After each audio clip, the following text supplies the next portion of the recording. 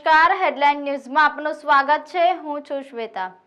જેટકો દ્વારા 1224 electrical assistant માટે ભરતીની જાહેરાત કરવામાં આવી હતી, પરંતુ ભરતી જ પ્રક્રિયા રદ કરી દેવામાં આવતા ઉમેદવારોએ વિદ્યાર્થી નેતા યુવરાજસિંહ જાડેજાની આગેવાનીમાં વડોદરા જેટકોની ઓફિસ બહાર ધરણા પર બેસી વિરોધ પ્રદર્શન કર્યું। ઇલેક્ટ્રિકલ આસિસ્ટન્ટ ભરતી રદ થતાં પરીક્ષા આપી ચૂકેલા 1200થી વધુ વિદ્યાર્થીઓએ જેટકોની ઓફિસ ખાતે આંદોલન કર્યું।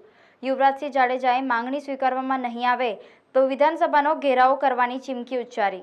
વિદ્યાર્થી નેતા યુવરાજસિંહ જાડેજાએ જણાવ્યું હતું કે જેટકો દ્વારા 1224 ઇલેક્ટ્રિકલ આસિસ્ટન્ટ માટે ત્રીજા મહિનામાં પોલ ટેસ્ટ લેવામાં આવ્યો, 8મા મહિનામાં લેખિત પરીક્ષા લેવામાં આવી અને 12મા મહિનામાં સરકારને બ્રહ્મજ્ઞાન થયું કે ત્રીજા મહિનામાં જે પરીક્ષા લેવામાં આવી હતી તેમાં ગેરરીતિઓ કે ક્ષતિઓ થઈ છે, એટલે સરકાર કુંભકર્ણની નિંદ્રામાં હતી।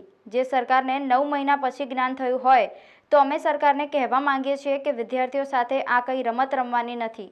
આજે અમે રજૂઆત કરવા આવ્યા છે અને અમારી માંગણી સ્વીકારવામાં નહીં આવે તો આગામી દિવસોમાં અમે ગાંધીનગરમાં સત્યાગ્રહ છાવણીમાં જે પણ મોરચે આગળ વધવું પડે એ મોરચે આગળ વધીશું અને જરૂર પડે તો વિધાનસભાનો ઘેરાવો પણ કરીશું। સાહેબ શું છે એમાં કે માર્ચ મહિનામાં અમારો પોલ ટેસ્ટ લેવામાં આવેલો, તેના પછી 3 મહિના પછી અમારી થિયરી એક્ઝામો લેવાની અને પછી એના એક કે 2 મહિના પછી અમારે ડોક્યુમેન્ટ વેરિફિકેશન કરવા માટે બોલાવવામાં આવ્યા અમને અને પછી ડોક્યુમેન્ટ વેરિફિકેશન કરાયું, મેડિકલ કરાયું ને બધું થતાં બીજા 3 મહિના નીકળી ગયા અને પછી 3 મહિના પછી અમને એમ કહેવામાં આવે છે કે તમારી પરીક્ષા રદ કરી દેવામાં આવી છે।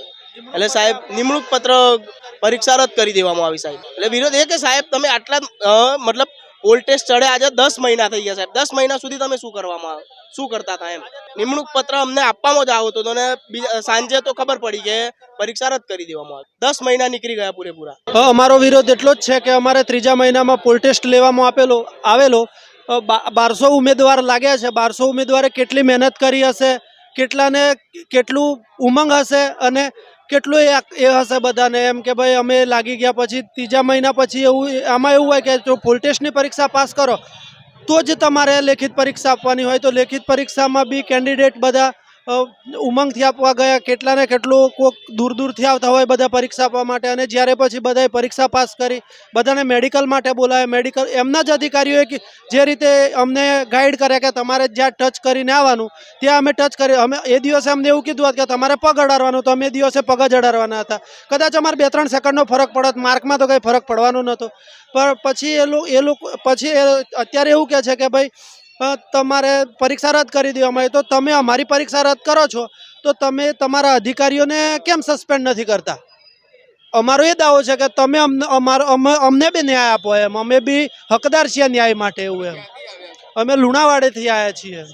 જે અધિકારીઓ જે ગાઈડલાઈન અને જે માર્ગદર્શિકા આપી હતી એ જ માર્ગદર્શિકા પ્રમાણે પરીક્ષા આપી છે। હવે એવું કહેવામાં આવે કે 9 મહિના પછી અચાનક જ સરકારને બ્રહ્મજ્ઞાન થાય અને ભરતી રદ કરી નાખે એ યોગ્ય નથી। એટલે ઉમેદવારોની એટલી જ માંગણી છે કે ભરતી રદ કર્યા વિના કે ઉમેદવારોને માંગણી અને ઉમેદવારોને ન્યાય મળે કરીશું અને ત્યારબાદ જો વાત સાંભળવામાં નહીં આવે તો વિધાનસભાનો ઘેરાવો કરવો પડે તો વિધાનસભાનો પણ ઘેરાવો કરવામાં આવશે અને ઉર્જા મંત્રીના ઘરનો ઘેરાવો પણ કરવામાં આવશે, કેમ કે આ લોકોને વચન આપ્યું હતું કે 5 દિવસની અંદર તમને લોકોને નિમણૂક પત્ર આપવામાં આવશે। આ 5 દિવસ પૂરા થઈ ગયા, હજી સુધી નિમણૂક પત્ર નથી આપ્યા। અરે ભાઈ ધરપકડ કરવામાં આવે કે જેલમાં નાખવામાં આવે, કોઈ જગ્યાએ અમે ડરવાના નથી। અમે ભૂતકાળમાં 2 વખત જેલમાં જઈ ચૂક્યા છીએ એટલે જેલનો ડર અમને કોઈ બતાવી નહીં શકે। આગળના દિવસોમાં જે પણ મોરચે જે જગ્યાએ લડવાની એ જગ્યાએ અમે લડીશું। ખાસ કરીને જે પણ જનપ્રતિનિધિઓ છે એ તમામ જનપ્રતિનિધિઓને અમે આહ્વાન કરીએ છીએ, કોંગ્રેસ, આમ આદમી પાર્ટી, અપક્ષ, તેની સાથે સાથે ભાજપના જે જનપ્રતિનિધિઓ છે તેને પણ અમે આહ્વાન કરીએ છીએ, કેમ કે આ સામાન્ય જનતાનો મુદ્દો છે, ગુજરાતના યુવાનોનો મુદ્દો છે અને ગુજરાતના યુવાનોના જે વ્યથા છે, વેદના છે એને વાચા આપવા માટે જે પણ પ્રતિનિધિ હોય, જે પણ જનપ્રતિનિધિ હોય એ તમામ આવે અને એમને ન્યાય આપવા માટે સહયોગ કરે।